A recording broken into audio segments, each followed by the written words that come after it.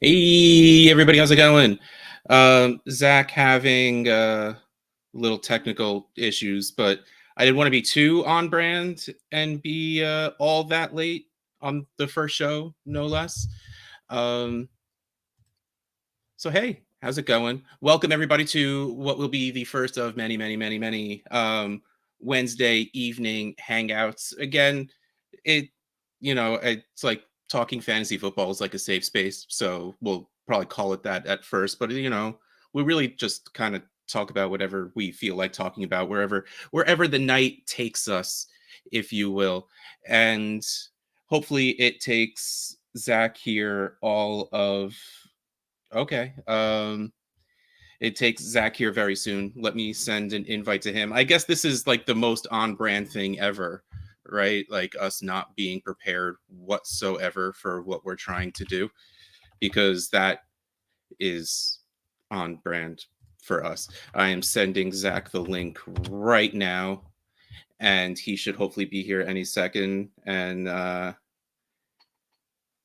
save me from sitting here and rambling by myself. How's everyone doing this week? It's been a while since I just like live streamed for the sake of live streaming. So it's cool. It's exciting. I am very much looking forward to this. Well, to be fair, I was looking forward to doing this with Zach, and he'll be here eventually. Sort of, maybe, almost. It was honestly my fault. I didn't tell Zach what he actually needed to do. I set him up. Hey, there's my friend. Hey, friend. Hey, technology continues to baffle. Yeah, you'll get into the 20th century eventually. And yes, that was on purpose. Oh, what a good shirt you're wearing. It's one of my favorites from this year. Yeah, that's so good. This is, well, I love this, but I was gonna say this is one of my many from this year, but I didn't want to like downplay my liking of this shirt. So how's it going, man? How's it going, Zach? Is it going good? Yeah, it's good. It's going very well. This is fun. Fantasy Yes. cares. Yes. I'm excited. The chat is hopping already, I see. Yes, we had Frank in the chat being the first in the chat at 7 p.m. That tracks. That tracks. And he's been there the entire time ever since. He has done nothing but sit in front of his computer waiting for us to get started the entire time. So I hear through the grapevine, meaning from your own words, you made the wonderful same mistake I did, and you benched Dallas Goedert this week in SFB. I did. I benched Dallas Goedert. I benched Chase Brown, leaving 80 points on my bench, which was not great. That would have, if I had played those two players, I would be currently 6. Wow. Yeah, but I'm still doing well. Like I'm not gonna like. I'm still doing okay, but I'm not 6. Justin currently wearing the Nightmare Before the Draft shirt. So I felt so bad because I forgot who actually made this shirt, but they posted in our group chat, and I'm like, oh my god, that's horrifying. I hate it. And I didn't like literally mean I hate it. Like, it's just it caught me so off guard at how kind of scary it was, because it's funny how things mean different things to different people. Like, to me, Nightmare Before Christmas is a comfort movie. Like, Yes. that's my sad movie. That's my safe movie. I never really think of it as actually being scary. So when that scary looking fish came up, it was like a visceral reaction. I was just like, and I'm like, oh, I'm so sorry. I didn't mean that. Like, it's awesome, but that's how good it is, that it scared the hell out of me and caught me off guard. That was the one. I actually wore that yesterday. We have a game at work because I have like 45-ish Scott Fishbowl shirts. And so I wear a different one every day. And people are like, it's the game to guess what it is and then what I'll be wearing. So today I didn't wear to work. Today was like we have like these weird like spirit days. Yeah. And my elementary school does that. Today was superhero day, so I wore my Avi makers. Okay, that works still.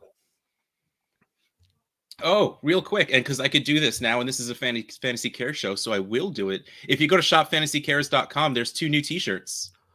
out for sale right now. And clearly, since it's from shopfantasycares.com, all of it goes right to charity. All of it goes right to us. I love that Just Donate. The friends don't let friends play week 18. Look, I don't league shame. If you want to, you can. Just don't ask me to do it. Here's a good question. Is anyone starting Tyreek Hill this week? You have to. That's the unfortunate answer. Yeah, I mean, you're not happy about it. But you can't sit Tyreek Hill because he'll go off for 35 points and it's all your fault. Man. Reebok Joe doesn't like the Just Donate shirt for obvious reasons. Fair enough, Reebok Joe. I mean, it's still pretty well done. You have to give credit. It's like being a Red Sox fan in the 90s and early 2000s. Like you didn't have to like Jeter, but you had to respect him. It's that sort of thing. I watched The Other Guys today, and I don't know if you've seen it, but in that movie, Mark Wahlberg's character shoots Derek Jeter at one point, and he's telling the story at a support group, and everyone just starts yelling at him, and someone just goes, "He's a biracial angel, you monster!" And that's just like all that's in my head now when I hear Derek Jeter's name.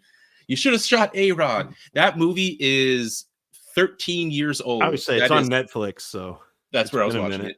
Oh, because I got it's really tough. I got this. Nice. It's the start of what's going to be my whole arm. It's a compass, and the letters are my family's initials. So T up top, there's an N, an E for Nolan and Elena, and then I'm down there at the bottom. What I'm going to do over here is pictures representing the kids. Nolan, when he was a baby, we called him Noli Bear because he was gigantic, and so I'm gonna get a bear and a bell for my daughter's name is Ellie. We call her Ellie Bell. And then so that's them as babies, and them now I'm gonna get Stitch wearing a unicorn onesie, and Kirby from Nintendo with the Link hat and sword. Nice. I have that appointment in like 3 weeks, and then after that, we're gonna fill in the rest of the arm with like the watercolor effect, just to make it look like it's supposed to be one piece. That's awesome. Yeah, it hurt a lot, by the way. I bet.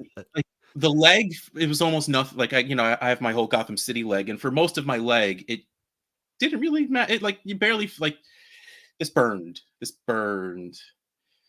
Oh, and also feel free to Bob, use that super chat that's here. If we do get into answering questions, I should say, I will absolutely be a gun for hire, and we will take those questions first. If anybody wants to use this, what I think it's called a super chat. Yes, I think it says starred chat on my comments, but yes. Okay, star chat. That's what it's called then.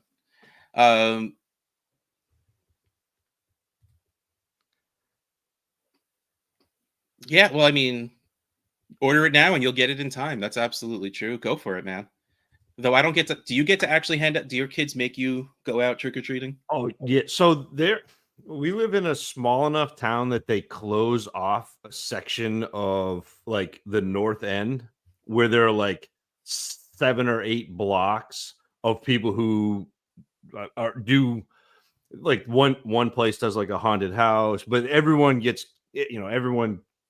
a bunch of candy because they know that all of the kids are coming. Yeah. And you don't have to worry about traffic. You don't have to worry, like you park and walk. It's fantastic. So we do that.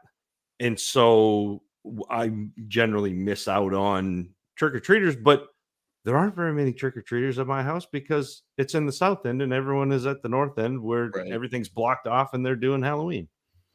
Yeah, I mean, I live in a development, and so there's kids everywhere, but Ellie makes me dress up and go. Well, I mean, I was at Taco last year. I think I did a stream wearing the taco suit after Halloween last year, or around Halloween. Yeah, so like I'm always forced to walk around, so I don't actually hand out candy anyway. But she'll always find something. Like she tried to get me to be, because she was Wednesday Addams last year. She tried to get Trish and me to be Gomez. Gomez and Morticia. I first of all, I own one suit and it's not black, and it has a I got a new suit by now, but it was I don't know how it got a hole, not in a seam, just ran. It's like somebody bit it. Like that's. I was just like, sorry, Belle, I can't. This is not Gomez Adams. I can't do it. So she's like, fine, mommy, I'm gonna go get you a costume. So her and Trish went out. She came back with a taco. With a taco. Oh, that's great. I don't generally dress. The boys haven't got to the point where haven't realized that they could force me to dress up, coerce me into doing that. So I just go as dad. Oh, see, no, I got. Yeah. And even our dog does have a costume. She was a scorpion. Nice. And it was great because it had these like big wide legs things and the tail that like curled back up. And she's so oblivious. She has no idea she's wearing anything. So she's just walking around, tongue hanging out, like excited about the attention. Just. Oh, I missed someone asking, what about Jalen Waddle or Waddle? I love Waddle. I know that he is a little rougher, especially without a. Do we know who's starting quarterback for the Dolphins? Is Skylar Thompson alive? I haven't heard yet. Which you would think we would be hearing soon since it's Wednesday. Yeah. But I also didn't. I haven't been plugged into Twitter today because we had things that the boys and I had to go to Portland tonight, so it was a drive. So I haven't been like locked in. So I don't know, but that was the last I've heard. Tyler Huntley, Wilson says, is so yeah, Pro but then Bowler. Bob says that it's Scott Fish. So we don't know who to trust. We don't know who to trust. Though a lot of people are saying Huntley now. Like I'd prefer it to be Huntley. First of all, is anyone with me that like I forgot where like watching that play of Skylar Thompson? Did anyone else yell at the TV? Like, yeah, it was not good. Throw the ball. No. Like, I get that I don't get it, but like, you have to feel that. Like, I almost like, I watched Waterboy yesterday, and like, I have to picture a guy running at full speed for as far as that guy did was probably screaming like the Waterboy as he was running. And the other piece of that is you got to have an internal clock, regardless of whether or not you see somebody. I love that you just said irregardless, even if it was a mistake.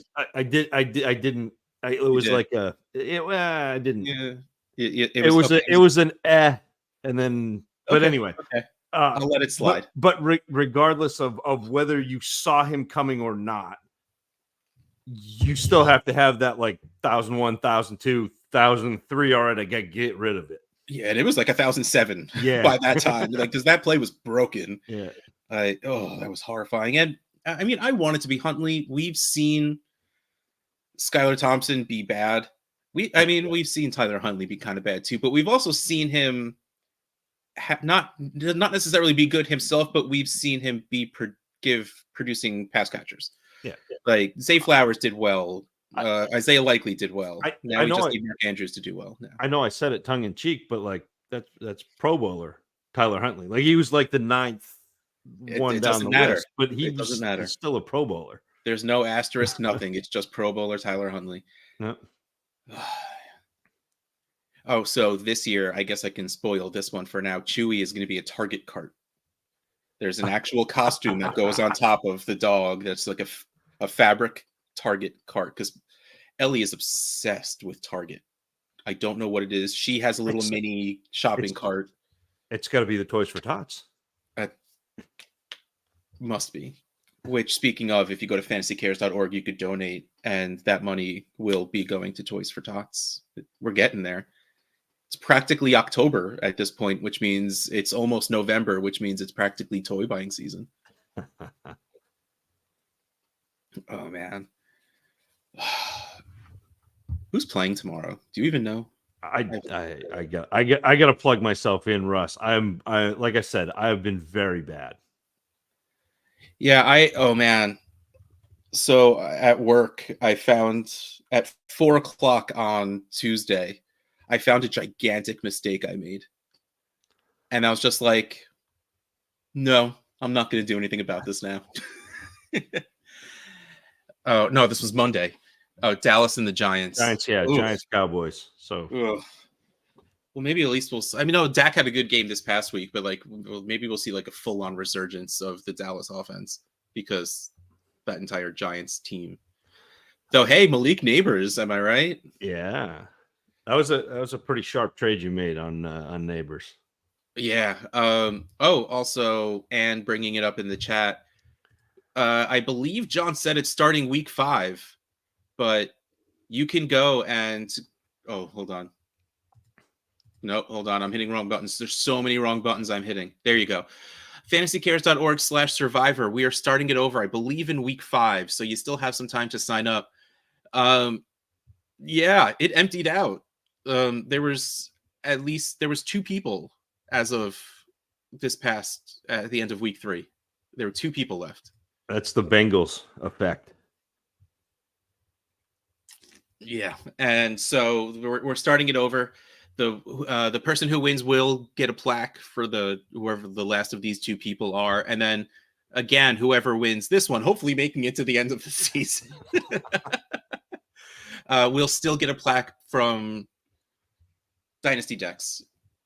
Man, we have 2 sponsors. We have Dynasty Decks and Trophy Tiers, and for some reason, I want to combine them every single time, just because I'm so used to saying both of their names. I mean, Singletary is decent. That is literally like the definition of Singletary. Like, he's fine.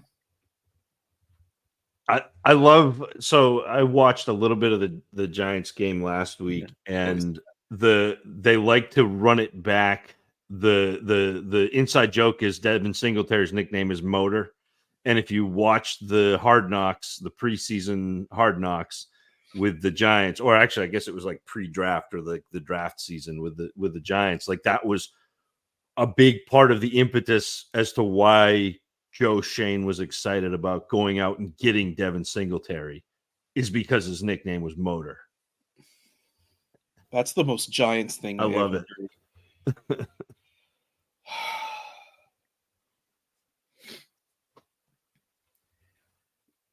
Oh, that's so dumb. Oh, like, and that probably really just was. To me, that's such a football guy. Yes, that and that's exactly what it is, because that's exactly what the Giants always seem to be, and like not good football guys too. It's like, oh, this guy did good at the Senior Bowl. That means he must be good. Let's go and take that guy.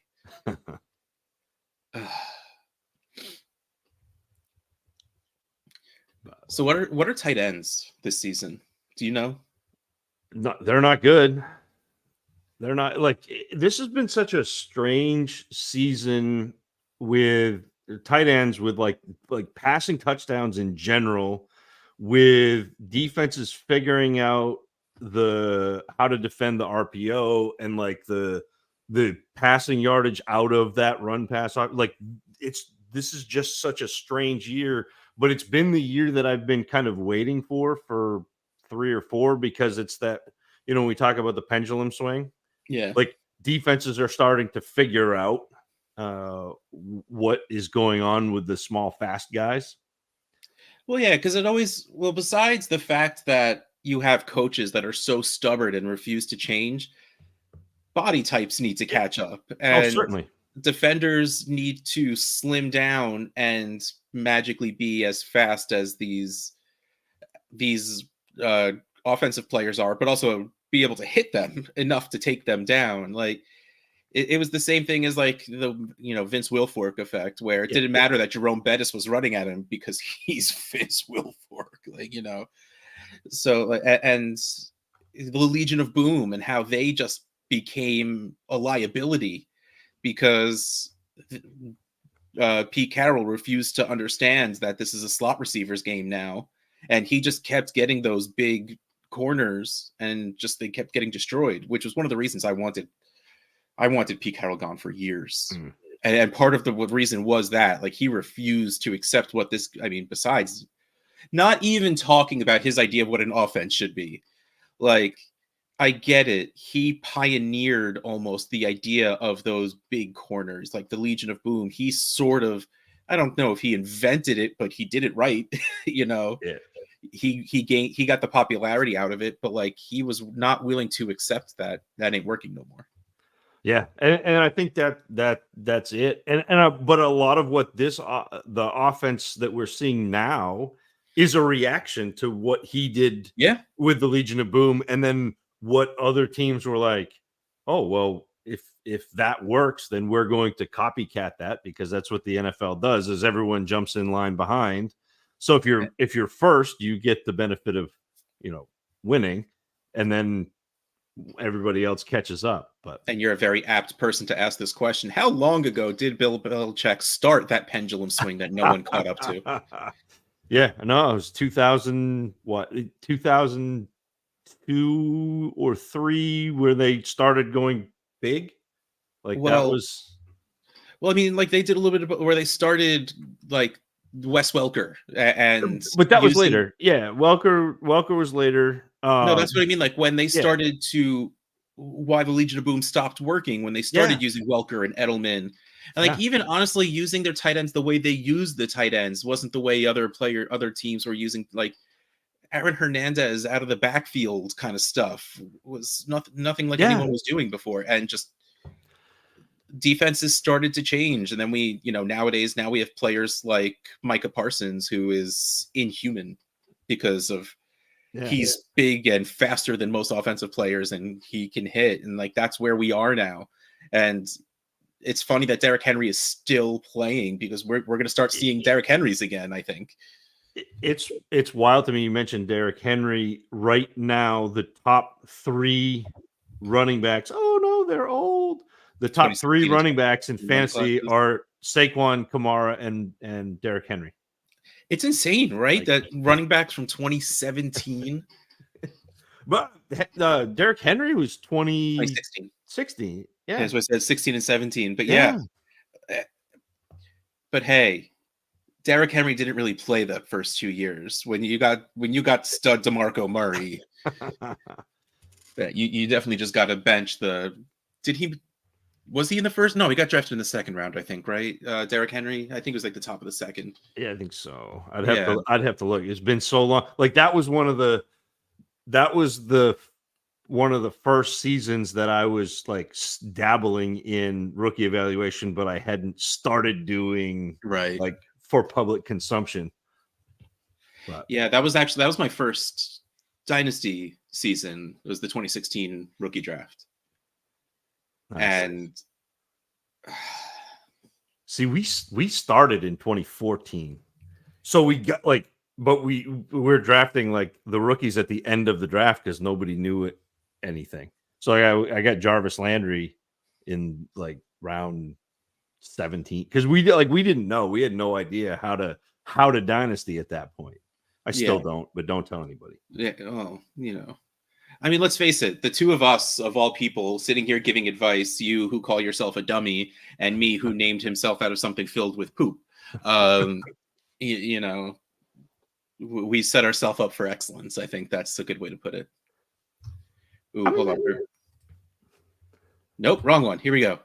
I care about your fantasy teams. How are you guys doing in SFB? What players in this format have surprised you? How many kick punt returners are you plugged into your lineups? I suffered my first loss this week. Even if I did play Goddard, I still would have lost. But man, yeah, and then I lost against the median also. I don't want to look to see if those 40 points would have put me over, which I'm assuming it probably would have, because now I'm 4-2, and I gotta want to sit here. I could have been 5-1. Because why hate myself more? Are you said you I lost? am no, I'm 6-0. You are 6. I've had the high score in my division all 3 weeks so far. Oh, Um, see, week 1 I was the high score. Week 2 I got knocked out of the high score. Week 3 I lost, but the person who knocked me out of high score is the 10th highest. He's number 10 in SFB. Nice. So I'm like, okay, I'll take it. If it's not me, at least they're up there. And it's funny. So brain burst, you ask like kick returners, punt returners. I don't think punt returners are as big a deal as kick returners. And I know that they've scored some, but the kick returners, I think, eventually are going to be consistent because I think more teams are going to realize that even if they kick off, the average start for a kickoff is the 30. And that's where you get the ball if they kick it for a touchback. But there's also a whole like myriad of options, inside the 30 where if you kick the ball, you actually have the benefit of potential fumble. You have the potential of them not getting to the 35. The long returns are rare, but for the Scott Fish Bowl, if you have a guy return 4 kicks for 25 yards, like you have a week. And so that was Russ. We talked about that at the like even before the season kicked off. And I said to you, does Scott know how much kick returners are going to break this? And you said he does. And I was like, okay, because I had done some looking into the XFL and the amount of kick returns they do. And I was like, it's not going to be like that because the XFL was returning like 82% of kicks and the NFL was returning 17% of kicks before this. Now they're already up to like 25 or so. And I think it gets higher once teams realize that kicking it is not actually a detriment. That there's a lot of things that can benefit them by having somebody return, especially if you have a pretty good special teams. Yeah. And so this past week I had Chase Brown. Like I said, Chase Brown was on my bench. Like he was fine carrying the ball, but he got every time they kicked off, he got a 25-yard return. Yeah. And so all of a sudden, Chase Brown scored 35 points or 36 points. He got about I've talked about him, so I actually know this. He got about 9 to 11 points from actual running back work, but then he got 20-something points, about 22 points from I think it was 5 returns for a little over 100 yards. And so like my team, the way I built my team was I tried to get, studs at the top. So I ended up I was the 7th pick overall. And so I took and this is me leaning in, but I took Bijan Robinson first because I still believe that he has a chance to be the running back 1 overall. If they kind of figure out how that offense works. And then I drafted Jaden Daniels, on the comeback because I didn't think I was going to get him in the 3rd round reversal. And then I started looking at, how do I get running backs that score a lot of points? So Kyron Williams, that type of, I have Montgomery and Singletary. So like I did that. And then I started drafting kick returners. Guys who are backup running backs who I think are going to return kicks. So Jerome Ford, Chase Brown, that type of player. Jalen Wright, who could. I drafted Xavier Gibson. I drafted Rashid Shaheed. So, like, that's what I did. And then you mentioned kickers. I'm in an MFL league where you can start multiple kickers. I start 3 every week. So I got Boswell, I got Group A, and I have Siebert, who is the now Washington's kicker. Yeah, and wow. So Groupie week 1, I think, was the highest scoring. Yeah. So while I don't think Steelers kicker name that you said that I'm completely blanking on right now, Siebert has only been there 2 weeks. He got 42 points. No, Steelers guy. Oh, Boswell, 51 points. Yeah, but he also has like the longest average and and made kicks. Real quick, I'm curious what a Miami punch is. And I didn't realize there's yet another, I guess, hurricane coming around. Yeah. This needs to stop. Like, come on, man. And get yourself together, Mother Nature. It's another one on the Gulf Coast side, which is. I have not been with SFB from day one. My first SFB that I played in was 8, the TV themed one. I applied for 7. I found out about 7 when Scott tweeted out it was Disney, and he was trying to weed down what the divisions would be. So he put out like a not literally polls, but like a Google sheet where you got to vote. And then I'm like, what is this? What is this? What's going on? But by the time I applied for it, it was way too late, and not like it matters who you are or anything. But back then, when there was only like 700, 800 people, 1,000 people, kind of little mattered who you are. Didn't make it into the first one, my first try. Yeah, I think 7 was 720. Because I was in a satellite for 480. I know that I didn't get asked, but I was in a satellite for 480. I was going to ask you next anyway. And that was when I started doing Twas the Night Before Fishbowl. Like I wasn't even in the fishbowl, but I was like, this is awesome. Like the idea of the League for Charity. Yep. Where the community can kind of all come together, and I was like, yeah, I'm in. Like this is inspiring. I want to be part of it. So oh wait, like Disney going to Disney is ruined, or like I think Disney is not open tomorrow because of the hurricane. That's awful. That's awful. So I did not draft any kick returners for SFB, even though I know I was supposed to. I tried to tell you. You did absolutely tell me to do it. And then week 1 happens, and no, you're the best, Frank. Week 1 goes by, and I grab off of waivers the top 2 point scoring returners who were not already rostered. One of them being Jalen Darden, who got cut the next day. I spent waivers right on Wednesday, and I actually may have been Wednesday that he got cut. And it's funny because like I specifically wanted him because he was one of the few people that had kick and punt returns. It seems like they're either or. This guy did both, and I spent 77, like everything I had left for Fab on him. I spent $35 on him. Hold on, I need to find this guy's. I don't even know the other guy's name.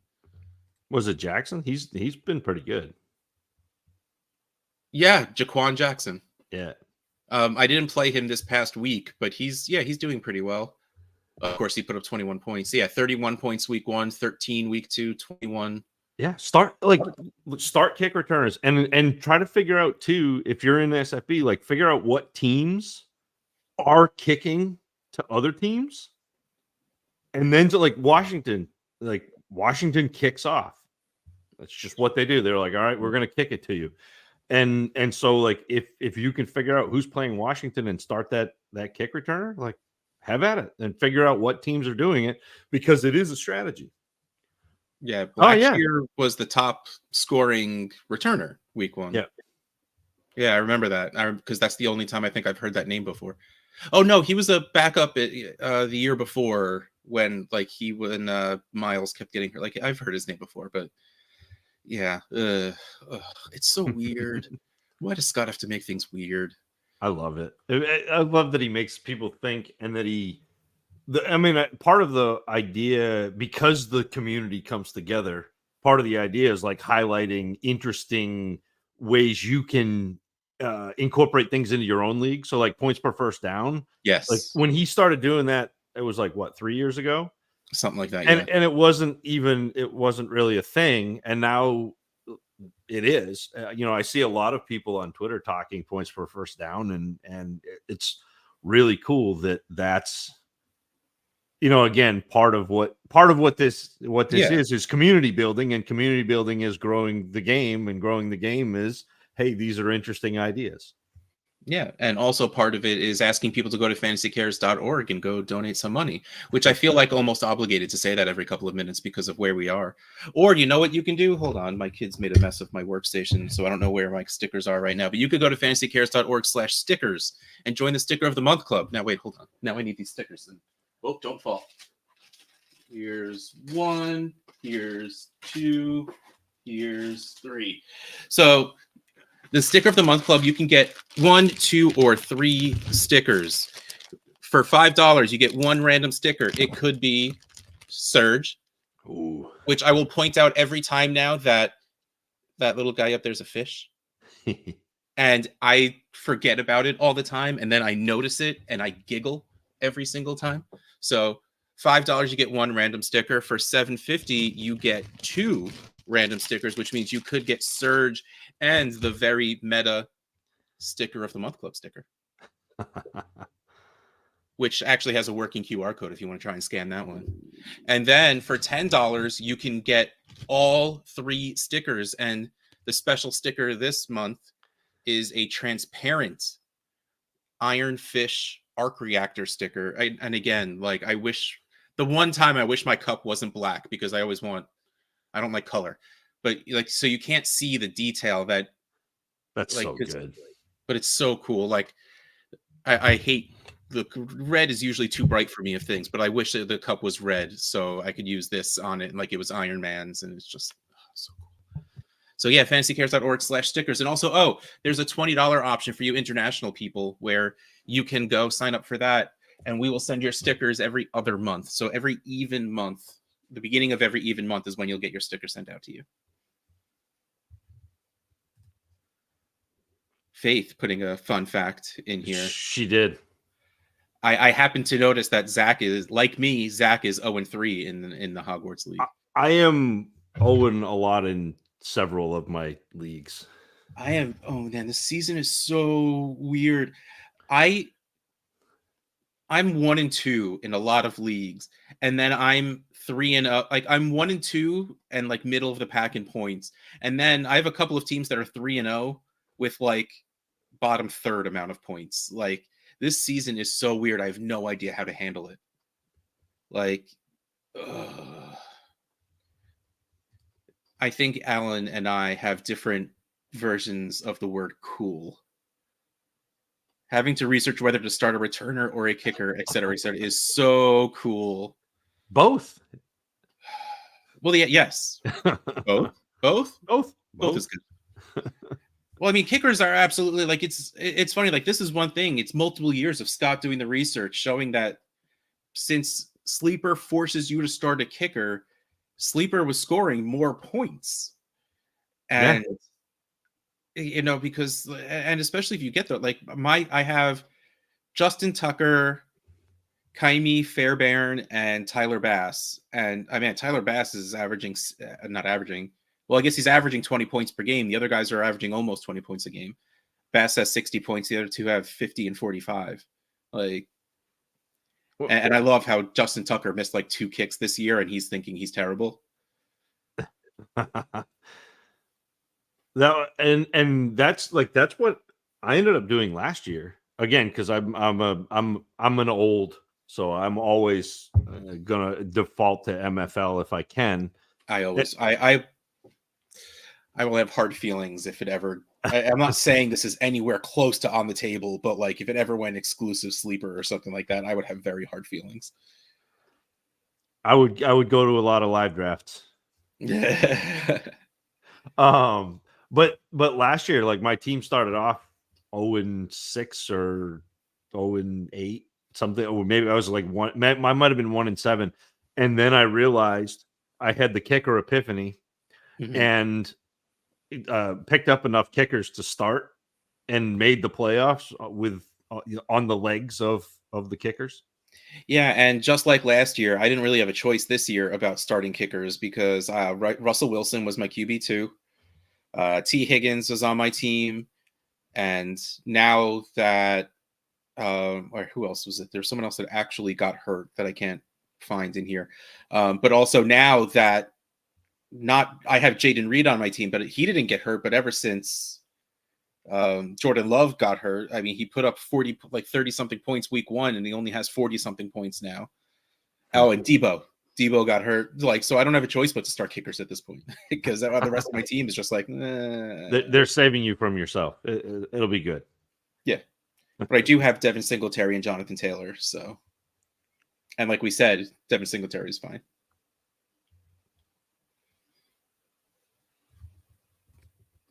Well, I mean, everyone has always had the option to start as many kickers as they wanted. This isn't new. It's just that people don't do it because we have it so ingrained in us that kickers are terrible. It's so fun. Well, it's so funny. And I know you and I had this conversation like before the Scott Fish Bowl. I know I had it with other people, but like part of the fun of the Scott Fish Bowl and part of the really difficult thing, especially I think for analysts, is Scott is going to make you have to do something completely contrary and foolish, like basically to be able to kind of optimize your Scott Fish Bowl lineup. And like it's so hard to understand, and even if you do understand it, it's so hard to go against the grain. So I did the Boston live draft, and I was sitting next to Dan Wisner, who was the high scorer in Scott Fish Bowl last year. Yeah, last year he was crushing it. Like, and he's second. He's 6-0 also in the Boston Live division in Goodwill Hunting. And Goodwill Hunting, holy cow! Like, you show up to the draft table, and it's like, I don't want to be here because I'm probably the 12th smartest person at the table, and there are only 11 other people there. So, and I said to him, we're sitting there, and I said, when you make a pick and everyone looks at you like you're an idiot, that's going to be a good thing. Like it is. And he's like, we got about halfway through, and he's like, I hope so. And then he tweeted it, or like sent it to the group DM, and he said, Zach and I coming in 12th and 11th, we better hope looking like idiots thing holds true. And with the Rate My League, like Rate My League ranked us 11th and 12th, and right now we're 1 and 2 with the two highest scores in the division. But it's because I don't mind looking like an idiot, and so like I went and took Rashid Shaheed in the 6th or 7th round. Like I'll go draft. I drafted kickers. I drafted kick returners. Like, because I can be rational enough to be like, if I look like an idiot, I look like an idiot. But I think I have a handle on the scoring. Yeah, and this does make me feel a little good about this week. Dallas's run defense. I don't know if it's run defense being as bad as it is, or if like maybe their corners are good enough that they just don't want to throw it. But they have a run funnel defense. Is the fancy words I saw on the Twitters. I just like to say run funnel. Run funnel. Yeah. That is good. Oh man. What was it? Oh, Puka Hawkinson. That was the name combination that I don't remember why I said those two names close together, but it was like a revelation for me and how much fun that is to say. Puka Hawkinson. I always get hung up on Puka Cooper Cup. Puka Cooper. Yeah. Puka Cooper. Cooper. It sounds like the long lost, like Bowser's long lost nephew. Puka Cooper. Do. Oh, now that's going to be stuck in my head forever. My son had me playing WarioWare. I don't know if you've ever played WarioWare. No. Like, you know how Mario Party is mini games? Yes. These things are called micro games, where it's literally just like very fast-paced music purposely to get like your anxiety up. And it's something silly like a giant nose pops on the screen and it just screams, plug it! And you need to fly up and go into its nose. Like silly, stupid things like that. I'm old at this point, and I don't have that in me. And like I will never forget on Super Nintendo, Donkey Kong Country had a minecart board, and my mom was playing it, and anytime you jumped, she would literally like, and at one point she was jumping and wanting him to move forward, and she went like this and threw herself out of the chair. Like grown woman just flung herself out of a chair playing video games. And I'm sitting there and I caught myself doing that, where it's like, do this. I'm like, ah! And I'm just like, oh no. I can't believe this is what I've become. I was the video game kid. What the hell happened? And then I'm like, yeah, that's right, because I'm sitting here playing with my 11-year-old. I'm old, and this is just what old people do. What about you? Your kids were Switch kids, right? They're Switch kids. They Mario Kart. Yes. And so sometimes that's good for me, because if we're playing the courses, because they do throwback courses. So if I get like the Super Nintendo courses or the Nintendo 64 courses, I got that unlocked. They keep unlocking new courses. And my youngest son, his hand-eye coordination is better than mine. And so he's always like, we're going to play, whatever this new, and I'm like, why can't we play Sherbert Land? Like, can't we go like, like the original Rainbow Road? Can't we do that? Like, and he's like, no, we're going to, it's like, whatever the new stuff is. The new ones are so complicated looking. It's not even that the boards will be complicated. There's just so much going on. Yeah. Like, I don't understand. Like, and my kid, I mean, his ADHD is even heavier than mine. It's like, how do you pay attention to the right thing? It's like, there's so much stuff going on. How's your eyes not travel? And he hasn't really beat me yet on Mario Kart, which is the good thing. I still beat him in Mario Kart. Speaking of where this might be the answer, what is your favorite SFB theme so far? That's a really good question.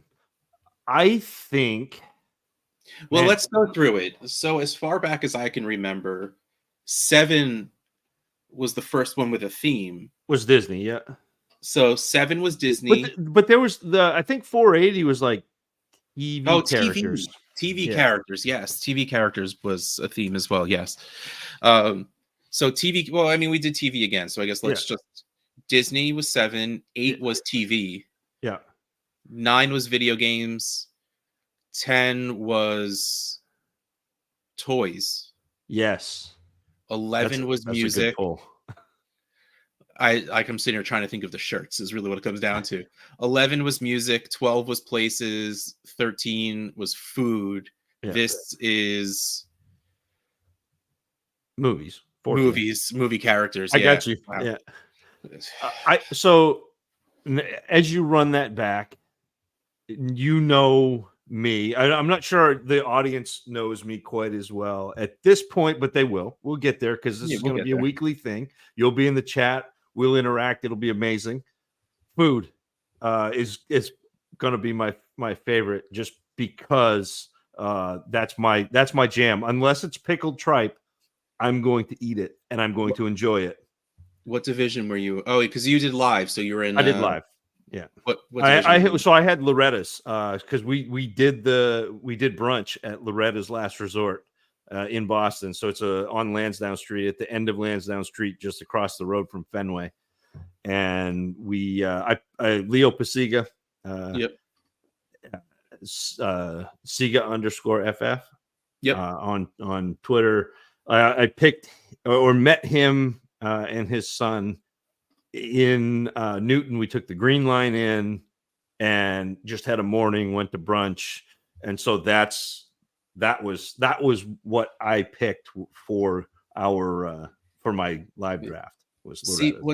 I don't really know if I have a favorite, because I have a bunch. There's literally only one SFB where I wasn't like giddy about my division. I'll start from the beginning. My first one was 8, so it was the TV characters. I picked Doctor Who because I just love me some Doctor Who, but also I cheated because I knew Scott was a big Doctor Who fan, and me being a new person to Twitter, I'm like, let me try and get in the same division as Scott. And now we're best friends, so clearly it worked.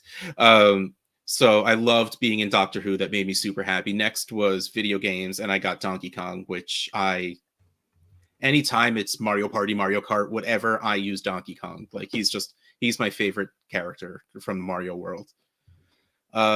10 was toys, and that's the one. I ended up in Pogs, and I literally only joined it because Kasem was in it. Like, I couldn't pick. There was nothing that really thrilled me as much like as the rest of the time. So I'm like, all right, I'll just join Pogs. I don't care. So like, toys is not my favorite for sure. 11 was music, and I was in that division. Well, sort of. I was in this division. Captain Scott and the Captain Geach and the Shrimp Shack Shooters, because again, I'm a stalker, and I knew Tom Everett Scott was going to be in Scott Fishbowl, and I'm like, most people probably aren't geeky enough to remember who Captain Geach and the Shrimp Shack Shooters are, but I do. So, and yes, that absolutely happened, and we are best friends now, so clearly it worked. And then after music was places, and I did San Francisco from Big Hero 6, which made me very, very happy. And I made myself my own Avi, where it was Hero, and instead of Baymax, he was flying on an outhouse. And that made me, and then Gusteau's last year. So like again, like I love all of the divisions I was in. So Yeah. I legitimately can't pick a favorite because I see don't know. That was like if you're talking like what division I liked the most, not just like what the theme was. Like I was in the Woody division in SFB 7. Yeah. And so that like Toy Story has a place in my heart with Caleb, and like my son Caleb loved Toy Story when he was younger, was madly in love with Jesse, and so like that was it. I was in the Archer division the next year, and one of the guys who is actually an artist on Archer is when I went to high school with him. And so that was fun. That's cool. Yeah. I was in the Master Chief division with I never really played Halo. Like I know that's maybe I think a lot of people did, but that was never really my I was at a point where I was playing a lot of baseball when Halo came out. And so I didn't have if I could go back, that was one that I just did I think I'm doing Scott and Ryan a favor. Yeah, just put me in and you're not. You're absolutely not. Like pick a division. You can't do that anymore. Yeah, and so that and looking back, that's the one that I got that I was like, I wish I'd picked a division. Here we go. What do you think the Vikings defense this year? I know nothing about defense. I'm no help here. The Vikings are good this year. Well, Sam Darnold MVP, so of course. That's the one. Thoughts on the theme for SFB? I'll start off by saying I don't know. Like the only time we were this quick, I think, was the food. By the expo of the year before, we knew we were doing food the next year. Like that, like Bob was just like, I have these made, but this is going to happen. But the problem is now with how many people there's 4,000 people this year. Like we need to find themes where we can fit that many divisions. Like it's going to get tough. I can tell you that much. It's going to very much get tough. Jerry, food was my first ever SFB. I was in the blow pop division. My favorite, the best part of that SFB was the amount of Twitter contests we did to get people in. And like, Chris Burns doing the Tootsie Roll will forever go down as one of my favorite SFB memories, and just the wonderful human being that I've become friends with because of that. But yeah, so the food one, while it has nothing to do with the SFB theme itself, that was one of my favorite SFB things going on. Zach, loved your picks for the sandwich draft during the Podathon this year. I appreciate it. The Podathon is a blast every year, but I like being put on the spot like that, especially with food, because I got you. I don't remember what we did because I think I was part of this. Yeah, I stayed on specifically because you were on. Yeah, and I'd been on for a while because I helped. Like, so they had a guest that didn't show, and I think maybe Sal needed help also, and so I kind of jumped on and did, I don't know, an hour and a half, 2 hours, because I'm the bullpen guy for whatever your favorite show is. If they need an arm, I'm there. Send in the righty. All right, so You can take the 101. What's your 101 sandwich? Oh my goodness! Now we're doing it again. Man, that's a really good question. I wasn't ready for it. Right now, That's all that matters is right now. Right now, I want a Reuben, and it's really bland. Like it's really not, but like that's what I want. I want the corned beef. I want the sauerkraut. I want the Thousand Island. I want the rye bread. I had last week. This is not a sandwich, but I had a Reuben omelet at this is a little local place up the road, and the waitress asked me what kind of bread I wanted with it. I'm like, you have rye? She's like, yes. And so I built my own, I built my own Reuben omelet sandwich. So maybe that's my 101. That was delicious. The only thing I would say is like I like pastrami so much more than corned beef. I don't, but I'm like I'm not gonna turn my nose up at a pastrami sandwich. But like I think my 101 sandwich is a Cuban, and the reason, besides the fact that it's just delicious, I ate Cuban sandwiches before I actually liked mustard and pickles because that's how good that sandwich was. Yep. I still don't like pickles, to be honest, but now I'm okay with mustard. But like I ate them on the sandwich anyway because that's how well that sandwich went together. That's a really good pull. I remember the very first time I had a Cuban sandwich, I was in St. Pete Beach with my grandfather. Like that's how good a Cuban sandwich is. Like I remember. Yeah, it sticks in your brain. Yeah. Oh, that's great. Music. I was in the Chicago division. I was into Bob Dylan.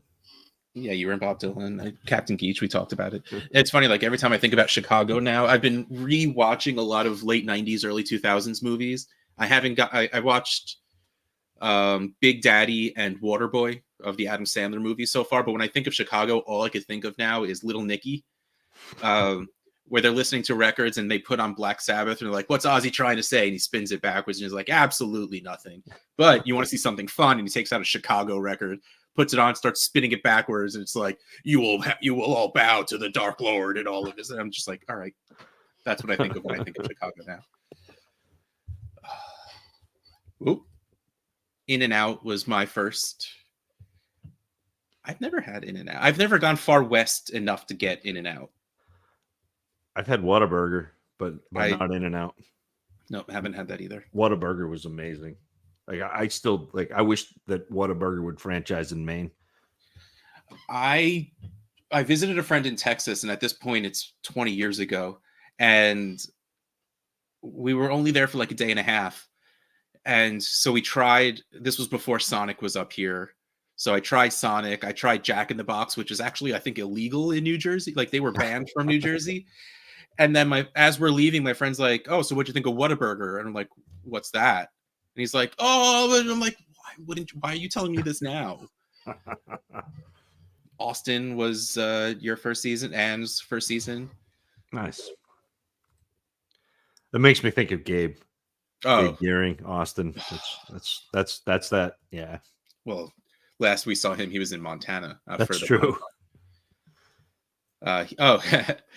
Scampers, that's so cute. You mistook yourself for your wife. That is very, very cute. Though I also just love that she plays fantasy football. I wish I could get my my wife to play, but she just doesn't.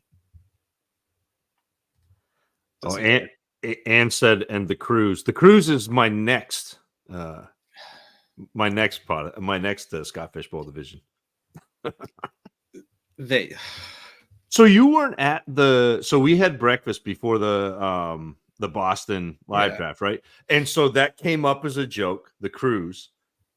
And I was like, Bob, like I was sitting next to Scott, and then Bob was across the table. I was like, guys, I have a tab pulled up on my phone about how like 4 or 5 different cruise lines do charity, and like they'll work with charities and how this works. And so I like handed it over, and so like the rest of the breakfast, Scott and Bob are just quiet, huddled over my phone.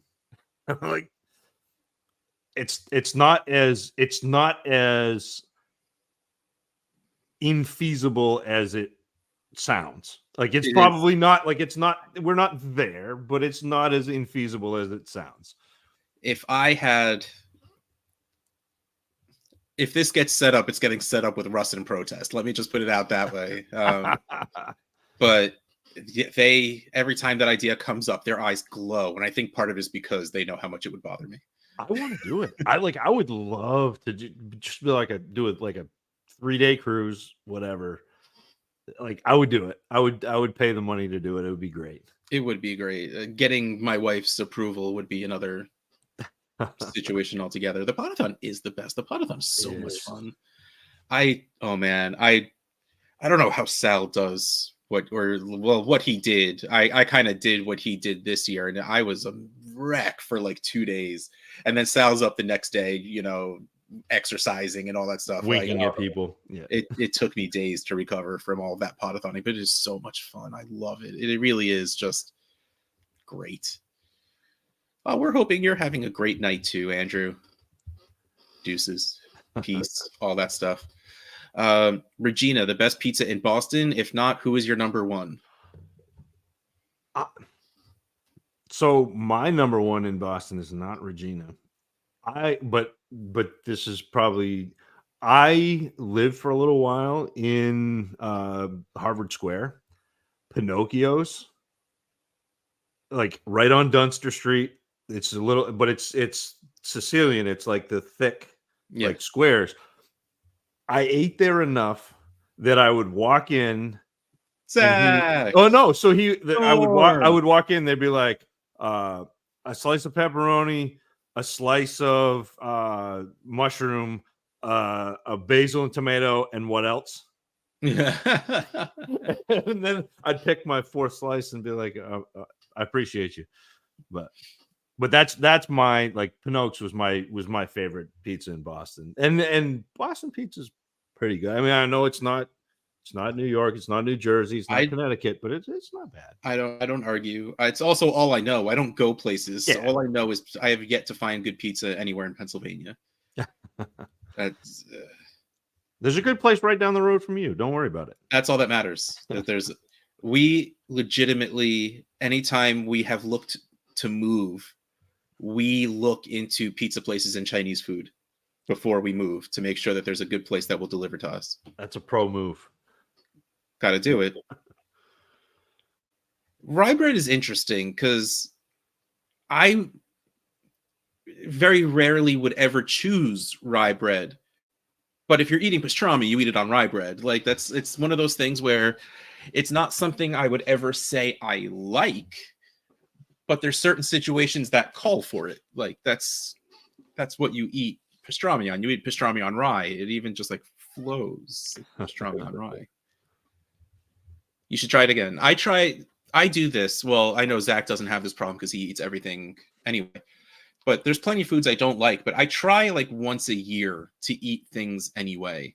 Because, you know, your tastes change. Like I used to not eat onions or mushrooms, mustard, mayo. Like these things that, first of all, are in everything. Like mustard is in every single sauce you'll ever eat. And mayo usually is too. But it's not like you taste it in the sauce, but still, it's just like these so many things. Tomatoes, which I'm still not the biggest fan, but you know, I'll eat them now. Like these things, but like I try every once in a while just to not be picky, because especially now, like having the pickiest of eaters as children, like I don't want to be a pain in the ass if my kids are going to be a big pain in the ass. Right. Oh, bye, Anne. It was fun. You left a couple of minutes ago at this point, but you know. I hope you knew we were going to say bye when we got to you. Run DMC. That was a good. Ooh, do I still have? I have my stack of stickers that I haven't done anything with yet because did I buy a Run DMC sticker? I don't know. Here, look. This will be forever one of my favorite things I've ever done was creating this logo for Ponyville. And those horrifying fish ponies. No, I guess I don't have a Run DMC, or it's stuck in here somewhere that I can't see. But yeah, I have my SFB 11 and 12 stickers that I haven't done anything with yet, because last time I put stickers on a laptop, the second I was like done with it, my laptop broke. So I'm like afraid to do it again. but love everything else about a Reuben and a Cuban and a spicy. But yeah, spicy pastrami. I love spicy pastrami. So good. I thought we were doing that this year. We had a quarter of a live draft at your house. Yeah, we had me, you, and Leo. Yeah, we could have found Rocky. He's not that far. Rocky's not. I mean, there's plenty of Philly people. Rocky, Shane, Justin, Josh Valentin, Finero, all right out there. Hep is in. Hep will come. Let's go. Or no, that's too far away from the cruise to be talking about that. So I try and convince Trish to go to the expo because she's, upset that I go away for a weekend. I'm like, so come along. Like, you'll see how innocent, geeky fun this is. She's like, it's not something I'm geeky about. I'm like, that's fair. Yeah. But so I though maybe if it's food. a cruise, she'll feel differently. Does barbecue and pineapples belong on pizza? Everything belongs on pizza. First of all, I'm not one of those people I like to say yuck someone's yum. Yes. And okay, so let's talk personal choices. I don't want just pineapple on pizza, but add a meat there. And honestly, it's really funny that ham is like the go-to for Hawaiian pizza. I like pepperoni better. Like, I like the little bit of spice to pepperoni, or even like bacon that has that little bit of salty bite to it. Like, I need something to balance the acidity of the pineapple, and the tomato sauce itself doesn't do it. Yeah, and I'm with you. Like, if somebody else likes something, I like, have at it. I'm happy. Like, I want you to enjoy what you're eating because I'm going to. So like, I want you to have that same joy. That's what I always joke, like, one of my love languages, maybe my only one, is food. Like, and so like, if I'm either cooking for you, or if I'm like, hey, let's go out to this place because I think it's really good and I want to share it with you. Like, that's my so you're never going to hear me be like, oh, that's gross, because if you're happy with it, like, I'm happy. That's great. All right. And like, for barbecue, yeah, sure, fine. One of my favorite slices I've ever had was chicken fingers and fries with barbecue sauce on it. And it still had tomato sauce also, but it was so good. It was like, I don't know if it's hold on, I need to Google how far away I am from Penn Argyle, PA. Because Pennsylvania is so ridiculous. It's only an hour and 40 minutes away. Is it on the way to Canton? We could stop next year. No, I think we'd have to go further north to get there.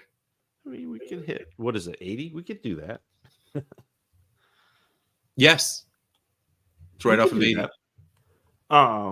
Low key, and I know like we're not really doing pizza, but like low key, like I really like Detroit style pizza. And it's not like something that is everywhere, and so like, because it's not ubiquitous, I think a lot of people either don't eat it, or they've gotten so used to like the New York style with the big foldy slice, and which is good. Like, man, the Detroit style pizza where they get the caramelized cheese like all the way up to the edge. Ooh. Yeah. Oh, it's really good. Yes. Pepperoni, pineapple, and jalapenos. I would eat that.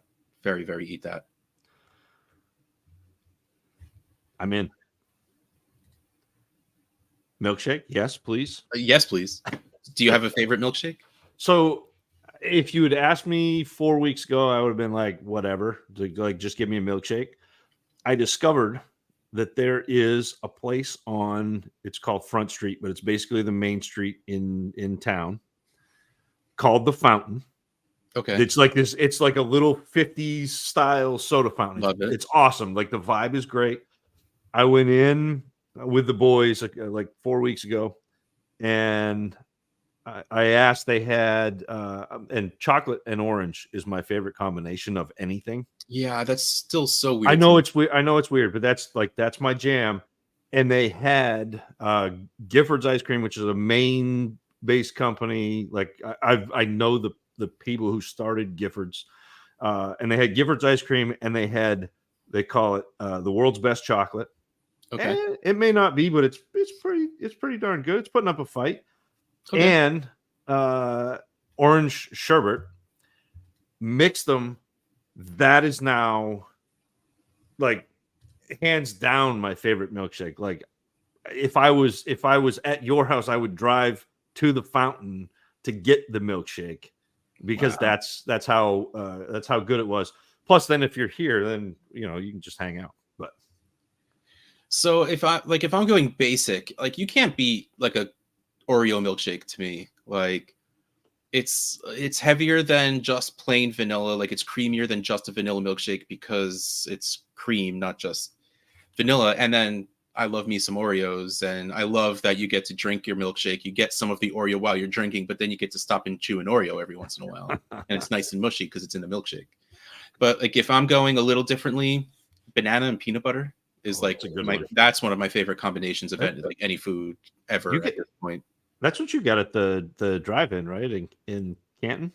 That's what I got at the drive-in. That's what I got at the place we went to with that armed police officer. Yeah. Brigham's. Yeah, It was great. Oh, here you got some support, Greg, with you. I appreciate you, Greg. Crumbled sausage or normal? What's your preference? Yes. That's okay. It depends on the pizza. Like crumbled is probably my answer, but there's this place near the Target that does really thinly sliced. Ooh, that's good. And I really like that too. It's different because it's not any like I've never seen any other place around here do that, where they take a sauce and they just like. But like really, like when I think of sausage on a pizza, it's crumbled. But I would not be sad if it was sliced. I don't care. Food's good. I don't know the movie The Fountain. I feel weird. Is it new? I don't know it either. I'm gonna have to, Mr. Scampers. We have homework now. IMDb.com. Oh wait, was that a? Nope. It's a 2006 Hugh Jackman movie. I was thinking of something completely different. As a modern-day scientist, Tommy is struggling with morality, desperately searching for the medical breakthrough that will save the life of his cancer-stricken wife, Izzy. Now I'm going to have to watch it. Yeah. We appreciate you, Mr. Scampers, and that was a nice pull. Chunky Oreo shake, and he's there you go, baby. The Elvis. I mean, close. There's no bacon in it, though. I wouldn't be sad if there was some. I used to do that. I used to make homemade ice cream a lot. It was probably my favorite gift that my wife and I got as a wedding present was an ice cream maker, and not one that you have to put rock salt and everything in, but it was like the Cuisinart where you just put the base in the freezer and then you take it. So I would do that a lot. Bacon in ice cream, you have to get really crispy. You have to render all of the fat because otherwise it just gets soggy in there. Oh, it's nasty. Like cold bacon fat is not the answer, but like crispy bacon in an ice cream. I used to make like a maple ice cream with bacon. Oh yeah. I'm trying to think of all the best ice cream because I don't know how to describe Ariel to the world. This woman started out as my kid's daycare teacher, turned into our babysitter, and then she just sort of moved in. So I never know, like she's family, but she's not family. I have no idea what to actually call her. But strawberry balsamic ice cream she made, and I don't even like balsamic, but it was really, really good. Peanut butter Oreo she made. I can't get behind mint. Mint to me is toothpaste, and that's it. I'm trying to think of some of the other really fun. Something that had mascarpone in it, so it was practically like cannoli ice cream. Oh, nice. Now we're getting into like make decisions with gelato. Yes, I'm always on board with. I do have a favorite ice cream. My favorite ice cream is Haagen-Dazs coffee ice cream, specifically Haagen-Dazs. Nice. It is so good. So now my homework is to go get a pint of a Haagen-Dazs coffee ice cream and watch the fountain, and it'll just be nice. Good night, Greg. Night, Appreciate Greg. you.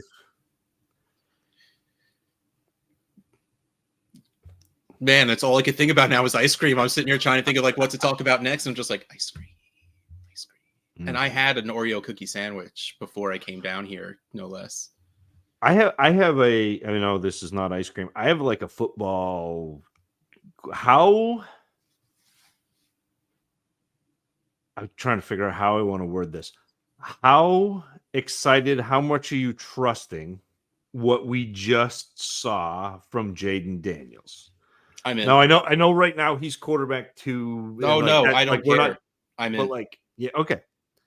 Because I was hyping myself up before the season started on Jaden Daniels. Like at the expo, I purposely sat down with Wildy and worked out a trade to get Jaden Daniels from him in TA6. Like I was absolutely getting in there. And even through week 1 and 2, where he was good, he was great for fantasy week 1. I think week 2 he slowed down a bit. Oh, because it was the Giants game where no one scored a touchdown. But watching him play, watching as he progressed and like, I'm in. Like, I like what I see from him as a player. I like what I see from him as a quarterback. I love what I see as a fantasy quarterback. Yeah. I am just, this is the thing that everyone is saying, that he's taking hits. And that was always the worry coming out. Although I think a lot of people, so when I do my initial evaluation, I don't listen to anybody.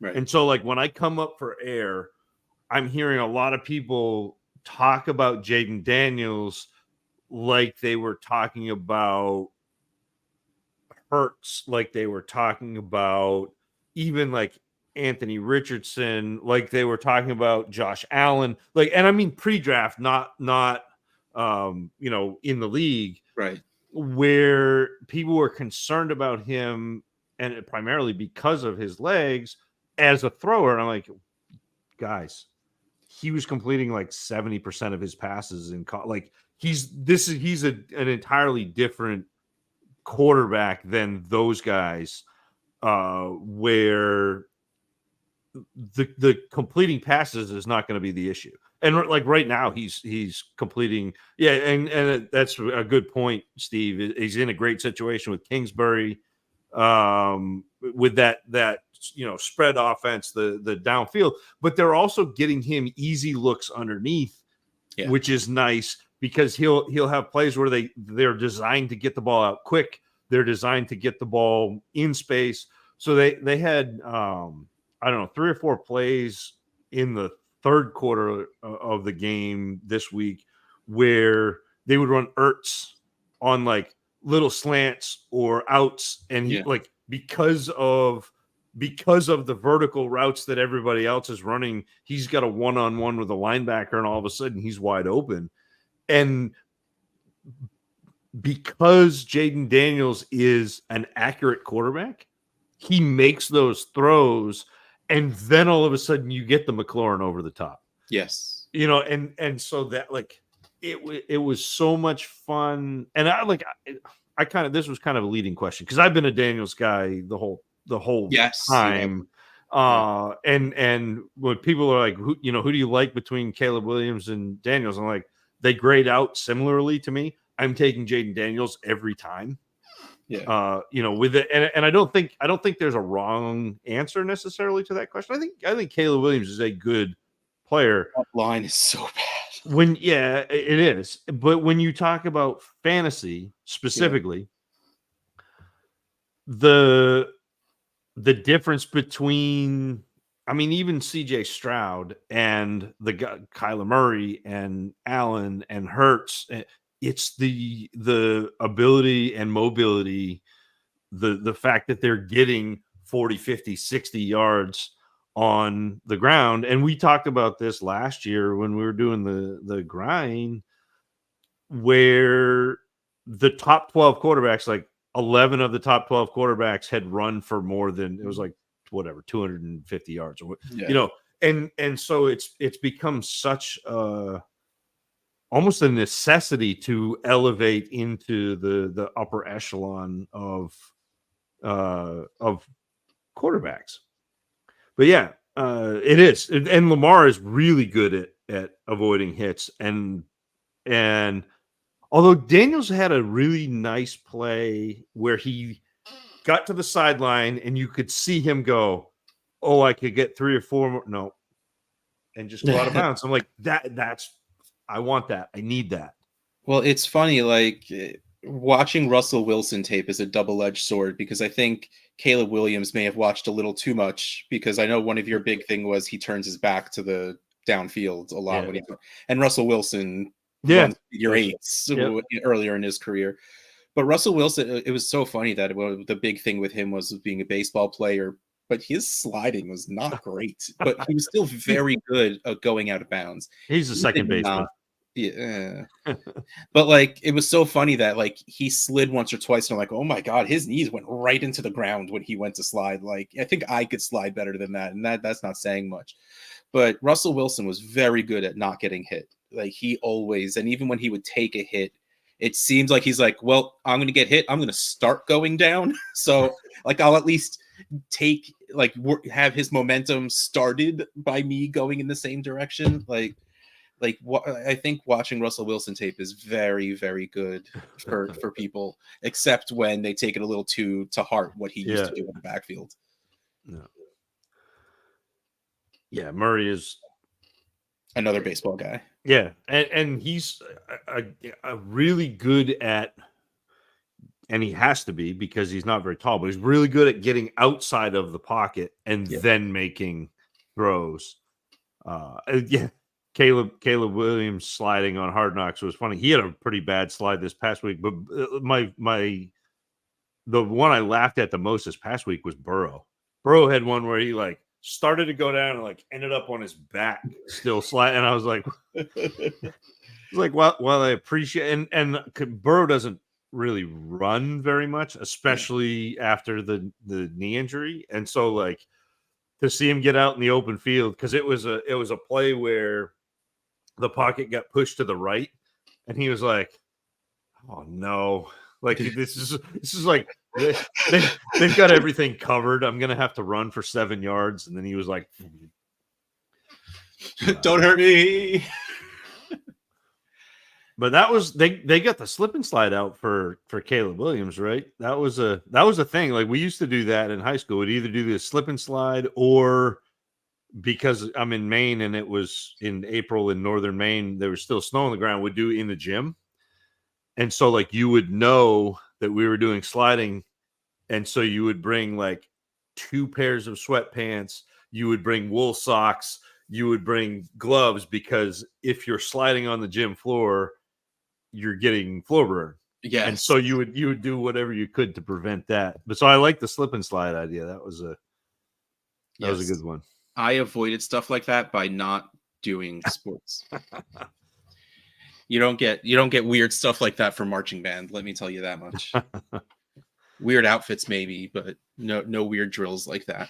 And plus, after doing marching band, I could walk without spilling drinks in my hands. Just a bizarre spit valve injury, you know. You push that back, you get a little sprain in your fingers, like day to day. Actually, what's really funny was I played trombone in marching band, and the trombone I had at the time was a concert trombone, so it was heavy. And you hold the entire thing in one hand because your right hand is just for the slide, and a lot of it just rests on your pinky. My pinky was stuck further out from my hand and would literally like click back into place. It took months for that to go away. So hey man, marching band injuries are for real, just saying. Oh man. One of the backup QBs was listed with a whiplash injury after the slip and slide. That's a little embarrassing.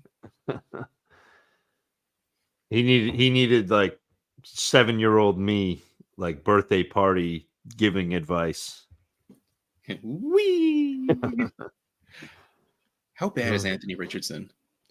This game, so like I've accepted that he's not good, but I was at least hoping he'd be not bad enough to still do well in fantasy.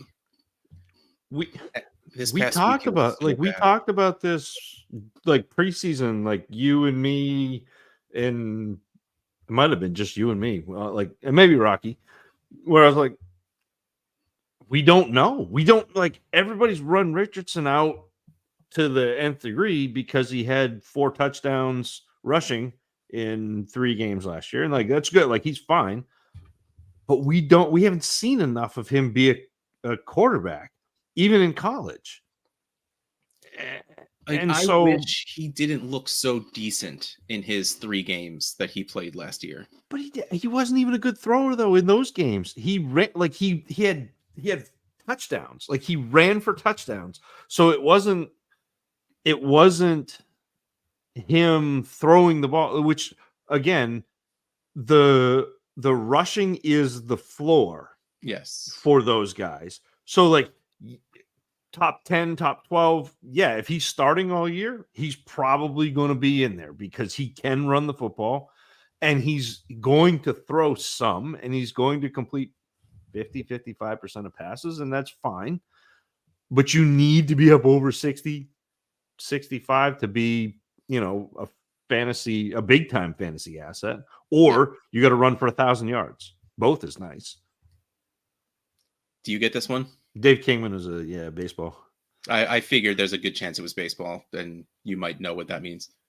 It kind Charles of Herman? Who's Charles Herman? Hey, Charles. Herms, what is that? What is this name? I'm not calling you Charles. Nope, never. Literally ever. I was happy about this. Bo Nix looks pretty good. Yeah. I mean, he looked fine. He's like, with the fact that he's throwing the ball to Lil Jordan Humphreys. Humphrey. The kind of underrated thing about the first 3 weeks of the season is Cortland Sutton is top 10 in targets, which is kind of cool. I blanked. Yeah, Cortland Sutton. You remember Cortland Sutton, like Wayback Machine?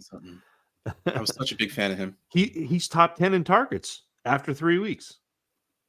Like he's seeing the football a lot. Not much has come of it yet. Yeah. But he is seeing the football a lot.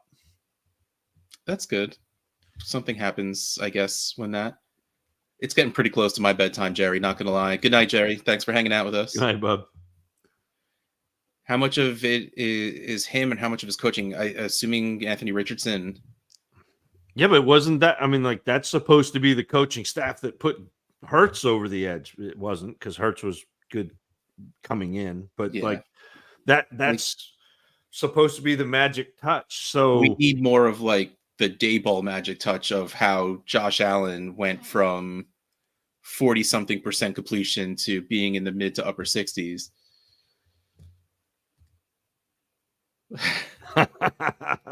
There he is. I don't know who this Charles fellow is. Never heard of that guy. Is there anybody you're happily surprised about this season that like maybe you were worried about or maybe thought was bad and you're getting like a nice little surprise? That's a good question. I don't know that there's anyone that necessarily I thought was bad. I don't have like, I asked this question and I was hoping I'd be able to think of an answer, but the only thing that's sticking in my head is someone who I hoped would do better that is just not, and that's Will Levis. Yeah, it's not that I thought he was good, but I really you can't see it, but I have my Calvin Ridley signed jersey right over there. With Ridley being on the team, and like if you just throw the ball, close your eyes and throw the ball, there's a good chance that it's going towards either DeAndre Hopkins or Calvin Ridley. Like that should be good. And he's not good. Darnold is a good one. Darnold is a very Joe. Yes. The guy I think that has performed better than I anticipated Not that I was necessarily out on him as a player, but had been very like lower than consensus, and even consensus was too low. Is Jaden Reed I like has Jaden Reed. been great, and I like him too. But like you're sitting there looking at the preseason kind of the cost to acquire him, and it's like, I don't know. There are 4 or 5 or 6 other guys I like in that area, especially where that was a muddled wide receiving core. Yes. I'm still not like gung ho Jordan Love, and then Love gets hurt, and so you're thinking, okay, well, Willis is going to take over that team, and it's like, bleh. And he's just continued to be good. So yeah, I mean, week 1 where Jaden Reed ends up putting up like 30 points. Wild, yeah, like that may have ruined expectations a little bit, because that's not really what you should be expecting, and especially with Malik Willis. But he's still surprised with how decently Malik Willis is playing. Like, I love that he's, if anything, absolutely secured his backup position. Like, he has job safety now, like with how well he's playing. If not, maybe, I don't know what his contract looks like, maybe he's playing well enough to get him a shot somewhere else next year. Yeah, I also didn't foresee how hard Aaron Rodgers will cling to the guys that he knows in Lazard. Yeah, that's not great. No, but like Garrett Wilson is still getting targets. He has one or two timing things go a little differently, and he has an extra touchdown or two, but which hopefully means that comes with time and practice together and all that kind of stuff. But I'm worried about Garrett Wilson and Chris Olave. It's like, and Drake London, even though he has 2 games in a row with a touchdown, which is nice. And Olave has somewhat decent usage, like week 1, where they put up 40-something points and just didn't give the ball to Olave at all. The past 2 weeks, he's been getting a little bit better usage, which makes me a little happy. Yeah. It's that class, though. I mean, like, that was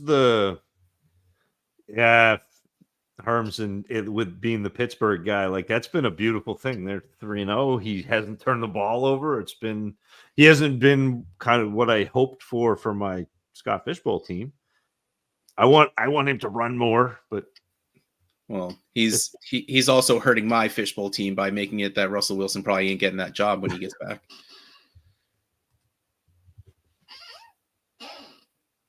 All right, but I think it's 11:05.